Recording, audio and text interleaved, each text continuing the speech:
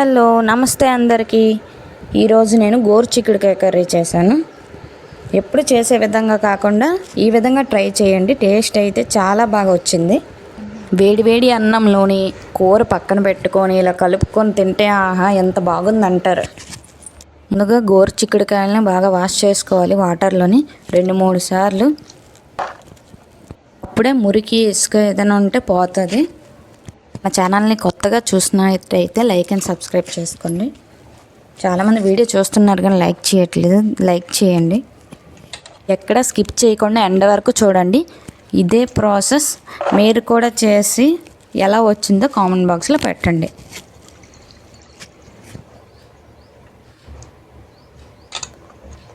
బాగా వాష్ అయిపోయిన తర్వాత 1/2 స్పూన్ సాల్ట్ వేసుకోవాలి. ఇప్పుడు అలా స్టవ్ మీద పెట్టుకోవాలి. మూత పెట్టుకొని 10 నిమిషాల తర్వాత స్టవ్ ఆఫ్ చేసుకొని ఒక ప్లేట్లో వేసుకుంటాం. ఉలుకులు, కొబ్బరికాయ, ఎండుమిర్చి పొడి చేసుకొని ఉంచుకున్నాను. ఇదే మెయిన్ ఇంగ్రీడియంట్. ఇప్పుడు స్టవ్ ఆన్ చేసి ప్యాన్ పెట్టి అందులో ఆయిల్ వేసి జీలకర్ర వేస్తాం 1 స్పూను.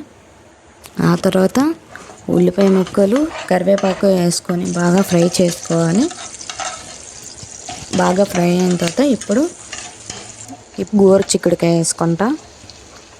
ఒకసారి ఫ్రై చేసేయాలి. బాగా ఫ్రై అయిన తర్వాత ఇప్పుడు కొంచెం సాల్ట్ వేస్తాం.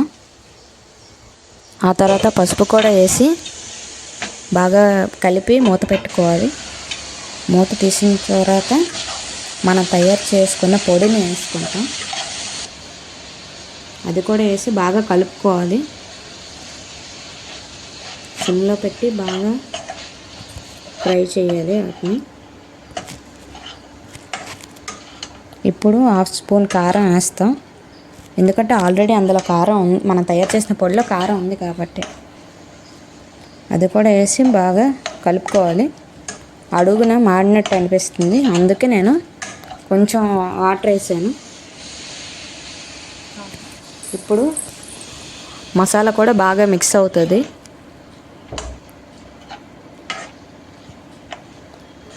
ఇప్పుడు కాసేపు మూత పెట్టుకోవాలి.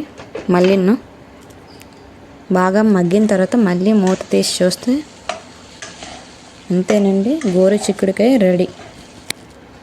ఇలా ట్రై చేయండి. వేడి అన్నంలో కలుపుకొని తింటే చాలా బాగుంటుంది. మీరు కూడా ట్రై చేసి ఎలా ఉందో చెప్పండి.